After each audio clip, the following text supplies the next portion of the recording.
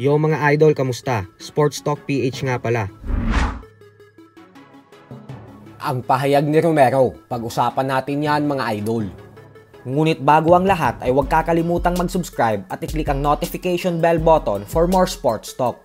So para nga po sa mga hindi nakakaalam ay matapos ng official announcement na kasado na ang bigating exhibition fight sa pagitan ni Gervonta Tank Davis at Jake Paul, ay sinabi na mismo ng MP Promotions President Sean Gibbons na si WBA Welterweight World Champion Rolando Romero na talaga ang tinatarget nila ngayon para sa laban ng ating pambansang kamauman ni Pacquiao sa buwan ng December.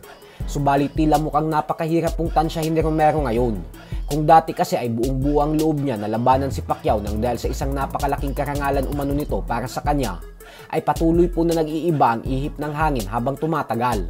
Matatandaan natin na nitong nakalipas na buwan lamang ay nag-umpisa ng kumambyo si Romero kay Pacquiao base sa kanyang mga binitawang salita sa mga interviews niya. Nitong nakalipas na buwan po kasi ay sinabi niya na mas gusto niya daw labanan si Ryan Garcia kasi sa palagay niya umano ay karapat dapat itong bigyan ng pagkakataon na makipag-rematch sa kanya. At kahapon naman ay nang matanong ito patungkol sa potensyal na sagupaan nila ni Pacquiao sa December, ay sumagot naman ito na wala pa daw siyang pakialam kasi sa kasalukuyan umano ay wala pa siyang ganang magboxing. Ibang-iba po sa mga pahayag niya noong buwan ng Hulyo na sinasabi niya na gustong-gusto niya daw makasagupa si Pacquiao kasi maganda umano na maisama ang pangalan nito sa listahan ng mga tinalo niya. Kaya naman napapaisip na ngayon ng mga fans kung umiiwas at natatakot daw ba si Romero sa ating pambansang kamao. Dahilan kung bakit kumakambyo ito habang lumalapit na ang buwan ng December.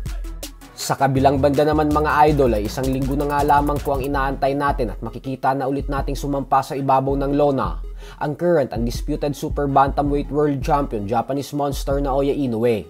At bagamat inaasahan ng karamihan na muli ulit siyang magtatagumpay, ay hindi po talaga nasisindak ang kanyang katunggali na si former unified world champion Muradjon Akhmadaliev.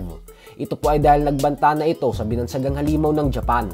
Banat po ni Akhmadaliev na hindi daw siya dumayo ng Japan para lamang magpatalo at bagkus dumayo daw siya dito upang ipatikim kay Inoue ang kauna-unahang talo nito sa kanyang buong professional boxing career.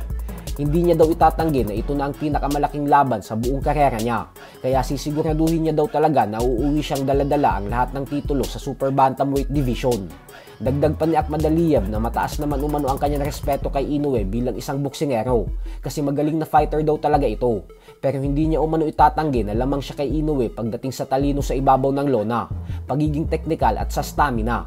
Kaya sasamantalahin niya daw lahat ng aspeto na lamang siya kay Inoue dahil naniniwala umano siya na ito ang magiging susi para sa kanya upang matalo si Inoue sa sarili nitong baluarte. So hanggang dito na lang po muna tayo mga idol. Sports Talk PH, kakaibang laban ng